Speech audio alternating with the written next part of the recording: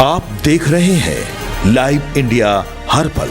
नमस्कार, live India में आपका स्वागत है। मैं अनिल सम्राट। बिहार सरकार में मंत्री श्रवण कुमार ने राजद नेता तेजस्वी यादव पर हमला बोला है और उनके वो जो राजद नेता तेजस्वी यादव जो बयान दिए हैं उसी पर इन्होंने कहा है कि 2005 से पहले बिहारी कहलाना अपमान का विषय था। यह अपमान का विषय उनके माता पिता के राज में ही बना था।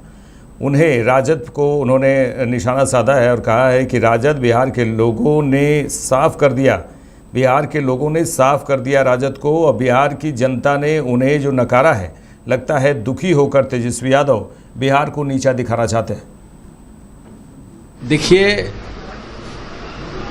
2005 से पहले बिहारी कहलाना अपमान का विषय था और ये अपमान का विषय उनके माता पिता के राज में ही हुआ था। बिहार के लोग अगर दिल्ली जाते थे, मुंबई जाते थे तो दाहिने बाएं ताक करके जाते थे, पूछते थे कि बिहारी कहने पर यहाँ कोई दिक्कत और परेशानी तो नहीं है। तो जिस भी बिहार को स्वाभिमान के साथ बढ़ाने का काम किया, बिहारी कहलाना स्वाभिमान का विषय है। और अगर आज भी कोई नीचा दिखाने के लिए कोई नेता, राजनेता बिहार से बाहर जा रहे हैं तो मैं समझता हूँ कि उनको जो बिहार के लोगों ने साफ किया है, बिहार की जनता ने जो उनको रिजेक्ट किया है, लगता है दुखी होकर के बिहार को नीचा दिखाना चाहते हैं। कांग्रेस अध्यक्ष और जोराहाट विधानसभा क्षेत्र से कांग्रेस उम्मीदवार गौरव गोगोई ने कहा है कि पूरा असम भ्रष्टाचार, भय और धमकाने की राजनीति के खिलाफ एकजुट हो चुका है। असम के लोग अब और अवैध माफियाओं के साथ जुड़े लोगों को नेता के रूप में स्वीकार नहीं करेंगे। हेमंत बिस्वा शर्मा केवल उन लोगों को पसंद करते हैं जो पत्थर, कोयला और सुपारी माफिया से जुड़े हैं। उनके दल में भी जो नेता लोगों की सेवा करने वाले हैं, उनके साथ हेमंत बिस्वा शर्मा नहीं रहते और उनका टिकट काट देते हैं। देखिए, पूरा असम भ्रष्टाचार, भय और धमकाने की राजनीति के खिलाफ एकजुट हो गए हैं। सारे विरोधी दल एक साथ हो चुके हैं। असम के लोग अब और इलीगल माफिया से जुड़े हुए लोगों को नेता हिसाब से और स्वीकार नहीं करेंगे। हेमंत बिस्वा शर्मा सिर्फ उन लोगों को पसंद करते हैं जो पत्थर, कोयला माफिया, सुपारी माफिया से जुड़े हुए हैं। जो उनके दल में भी जो राजनीति के द्वारा लोगों की सेवा करना चाहते हैं, उनको भी हेमंत बिस्वा शर्मा साथ में नहीं रखते और उनका टिकट काट देते। आगे बढ़ेंगे। कांग्रेस सांसद FCRA संशोधन बिल पर कहा है कि जिस तरीके से ये बिल आया है और जैसे जैसे पढ़ा जा रहा है, समझा जा रहा है, तो समझ आ रहा है कि ये बिल बहुत ख़तरनाक है, ये देश के हित में नहीं है और इसलिए कांग्रेस पार्टी उसका विरोध कर रही है। लगता है सरकार ने बिना चर्चा के, बिना बातचीत के, केवल कुछ लोगों को फ़ायदा पहुंचाने के लिए अपना अब छिपा हुआ एजेंडा पूरा करने के लिए ये बिल लाने का काम किया है। जिस तरीके से ये बिल आया है उसको तो जैसे जैसे पढ़ते जा रहे हैं, समझते जा रहे हैं, तो बड़ा खतरनाक है। वो तो देश के लिए हित में नहीं है और इसीलिए कांग्रेस पार्टी विरोध कर रही है। जब भी आएगा, लोकसभा में किया, यहां आएगा, यहां विरोध करेंगे। इस पर तो ये जो कर रहे हैं तमाम संस्थाएं, चाहे वगैरह, ये सब विरोध कर रहे हैं। तो लगता है सरकार ने बिना चर्चा के, बिना बातचीत के, कुछ लोगों को फायदा पहुंचाने के लिए अपना एजेंडा पूरा करने के लिए जो उनका हिडन एजेंडा रहता है, अल्पसंख्यकों के प्रति ला रहे हैं। चलिए आगे बढ़ेंगे। पश्चिम बंगाल के बरहमपुर विधानसभा क्षेत्र से कांग्रेस उम्मीदवार अधीर रंजन चौधरी ने बरहमपुर में चुनाव प्रचार किया। कांग्रेस उम्मीदवार अधीर रंजन चौधरी ने कहा कि मेरे लिए हर दिन खास है, मेरा आम जनता के साथ बहुत पुराना रिश्ता है। आप देख रहे होंगे कि माहौल बदल रहा है, हवा बदल रही है। मुझे आम लोगों का जो आशीर्वाद है और समर्थन है वो मिलेगा, इसकी मुझे पूरी उम्मीद है। इतने गहरा संपर्क बनाने में सक्षम नहीं रही क्योंकि बहुत सारे काम मुझे करने पड़ते।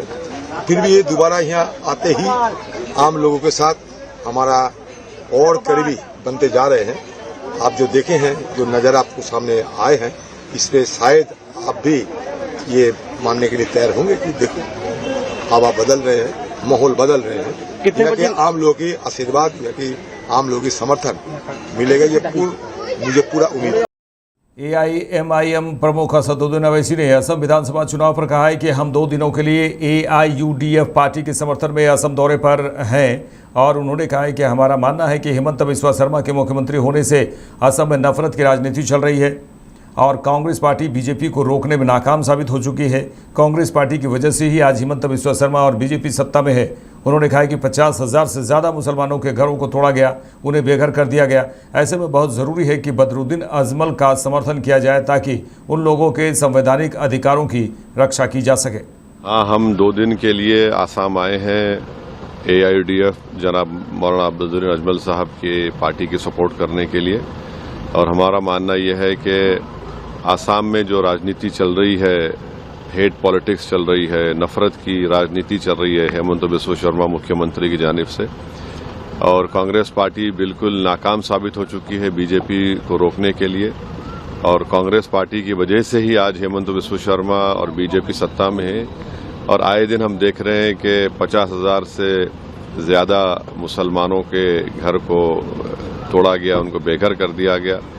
तो इसलिए बहुत ज़रूरी है कि अजमल साहब और उनके कैंडिडेट्स को यहाँ की जनता को कामयाब करें ताकि उनके कॉन्स्टिट्यूशनल राइट्स को प्रोटेक्ट किया जा सके, उनको एक डिग्निफाइड जिंदगी मिल सके। इसलिए हम यहाँ पर आए हैं और हम पूरा सपोर्ट कर रहे हैं AIUDF को। शिवसेना UBT नेता संजय राउत ने कहा है कि SIR सबसे बड़ा घोटाला है। पश्चिम बंगाल और बिहार में कैसे ये घोटाला हुआ है सबने देखा है। अब महाराष्ट्र में अगले चुनाव के लिए इसी घोटाले का अभ्यास लेकर चुनाव आयोग आया है।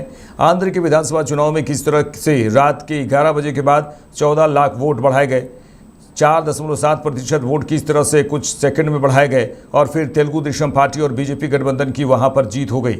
यही महाराष्ट्र में हो गया और यही पश्चिम बंगाल में बीजेपी करने जा रही है। उन्होंने कहा है कि उनका चुनाव जीतने का जो फार्मूला है वो धीरे धीरे सामने आ रहा है, हम उन्हें इतनी आसानी से नहीं छोड़ेंगे। ऐसा तो सबसे बड़ा घोटाला है। पश्चिम बंगाल में किस प्रकार से ये हुआ है, SIR का घोटाला बिहार में कैसा हुआ है, ये सबने देखा है, एक्सपोज हुआ है। अब महाराष्ट्र में अगले चुनाव के लिए यही घोटाले की एक पैकेज लेकर चुनाव आयोग आया है। प्रकला प्रभाकर राव जाने माने इकोनॉमिस्ट है, उसने एक बात देश के सामने लाई है। आंध्र के चुनाव में, विधानसभा चुनाव में किस तरह से रात को 11 बजे के बाद 14 लाख वोट बढ़ाए गए। बताया ना 4.7% वोट किस तरह से कुछ सेकंडों में बढ़ाए गए और फिर ये तेलुगु देशम बीजेपी वगैरह जीत गए उसमें। यही महाराष्ट्र में हो गया, यही महाराष्ट्र में हो गया है। अब यही पश्चिम बंगाल में करने जा रहे हैं और यही बिहार में भी हो गया है। उनका चुनाव जीतने का जो फ्रॉड फॉर्मूला है वो धीरे धीरे एक्सपोज हो रहा है और इतने आसानी से हम उनको ये छोड़ेंगे नहीं, हम नहीं छोड़ेंगे, देखेंगे। प्रधानमंत्री नरेंद्र मोदी ने कहा है कि आज CBC कैपेसिटी बिल्डिंग कमीशन के स्थापना दिवस पर यह नई शुरुआत और GOT मिशन कर्मयोगी की सफल भूमिका हमारे प्रयासों को कई गुना ऊर्जा दे रही है। उन्होंने कहा कि मुझे विश्वास है कि इन प्रयासों से हम आधुनिक, सक्षम, समर्पित और संवेदनशील कर्मयोगी की टीम बनाने में सफल होंगे। कैपेसिटी बिल्डिंग कमीशन CBC को जन्म दिया। आज CBC के स्थापना दिवस पर ये नई शुरुआत और आईगॉट मिशन कर्मयोगी की सफल भूमिका हमारे प्रयासों को कई गुना ऊर्जा दे रही है। मुझे विश्वास है इन प्रयासों से हम आधुनिक, सक्षम, समर्पित और संवेदनशील कर्मयोगी की टीम बनाने में सफल होंगे। साथियों, कुछ सप्ताह पहले जब सेवा तीर्थ का लोकार्पण हो रहा था तब भी मैंने आपके समक्ष विस्तार से विकसित भारत के संकल्प की चर्चा की थी। इस लक्ष्य की प्राप्ति के लिए हमें फास्ट इकोनॉमिक ग्रोथ चाहिए, आधुनिक इंफ्रास्ट्रक्चर और टेक्नोलॉजी चाहिए, हमें देश में बड़ी संख्या में स्किल्ड वर्कफोर्स तैयार करने होंगे और इन लक्ष्यों की सफलता में हमारे पब्लिक इंस्टीट्यूशंस और पब्लिक सर्वेंट्स की भूमिका बहुत अहम है।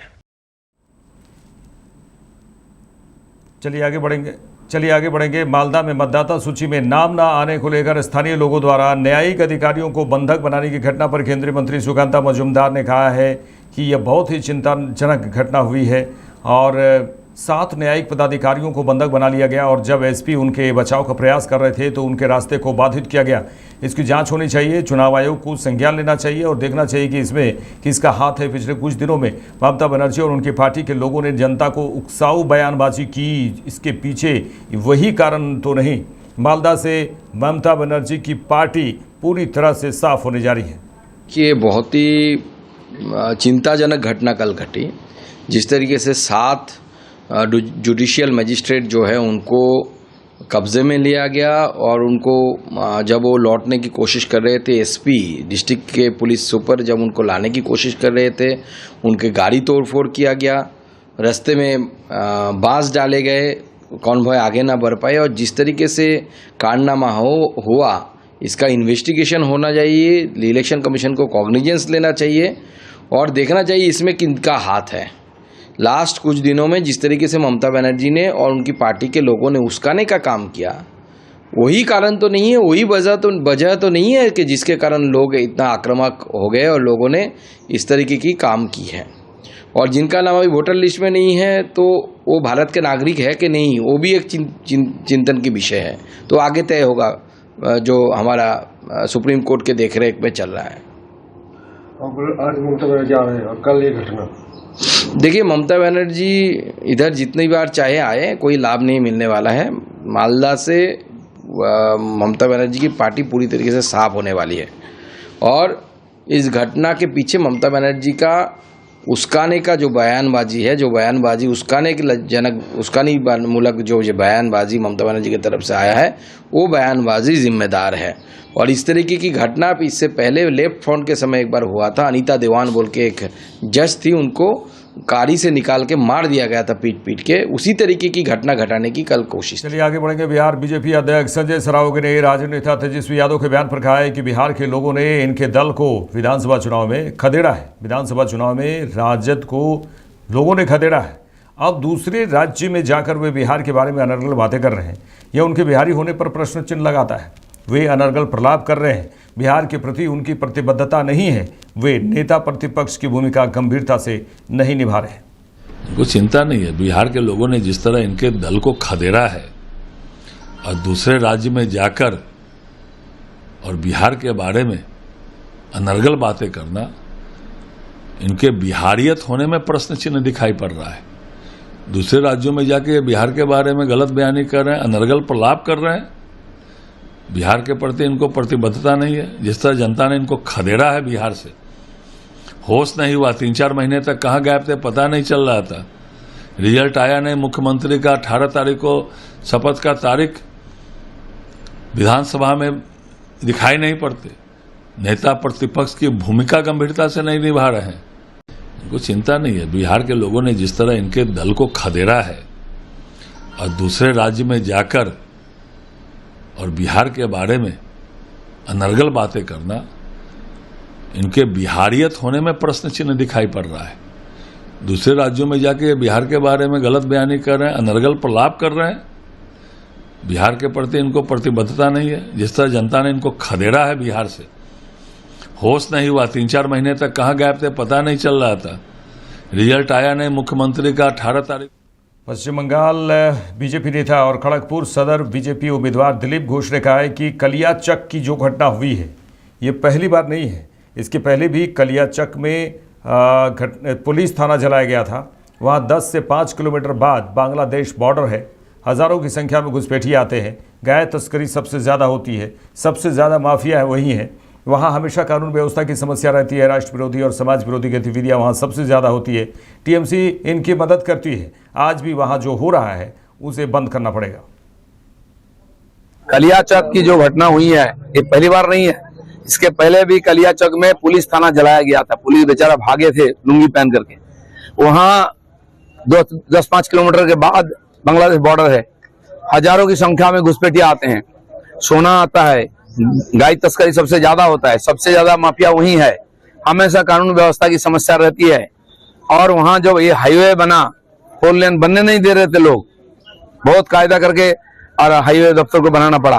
तो anti national anti social activity सबसे ज्यादा होता है और टीएमसी इन लोगों को मदद करता है। आज भी जो हो रहा है वहाँ बहुत चिंताजनक है, उसको बंद करना पड़ेगा, नहीं तो वहाँ चुनाव साफ नहीं हो पाएगा। बीजेपी एमपी हिमावाली ने बोल रहा है कि लास्ट 8-9 साल कलकत्ता नहीं आ पाए क्योंकि यहाँ पे वेस्ट बंगाल गवर्नमेंट उनका सिक्योरिटी भी नहीं दे रहा। बिल्कुल सही है, मंत्री को सिक्योरिटी नहीं देते हैं बंगाल में, किसी ऑफिसर को सिक्योरिटी नहीं देते हैं। बीएसएफ सीआईएसएफ का सिक्योरिटी लेके सेंट्रल ऑफिसर को घूमना पड़ता है। यहाँ महिला कमीशन के चेयरमैन आती है, उसको मिसगाइड किया जाता है। SC/ST कमीशन के लोग आते हैं यहाँ, उनको बाधा डाला जाता है। मैं हिमा दीदी को बोलता हूँ कि आइए दीदी, आप बंगाल नया बनेगा, आपके नेतृत्व चाहिए, आप आएंगे तो यहाँ के लोगों को हिम्मत मिलेगा और आपको ससम्मान हम यहाँ प्रचार में ले जाएंगे। किसी को हिम्मत नहीं होगा, बीजेपी के कार्यकर्ता आपको पूरा प्रोटेक्शन और सम्मान देंगे।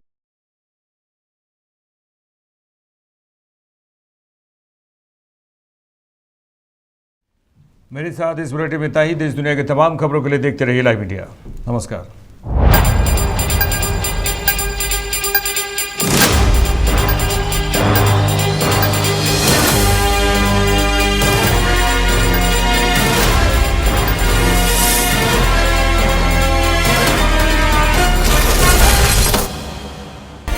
आप देख रहे हैं लाइव इंडिया हर पल।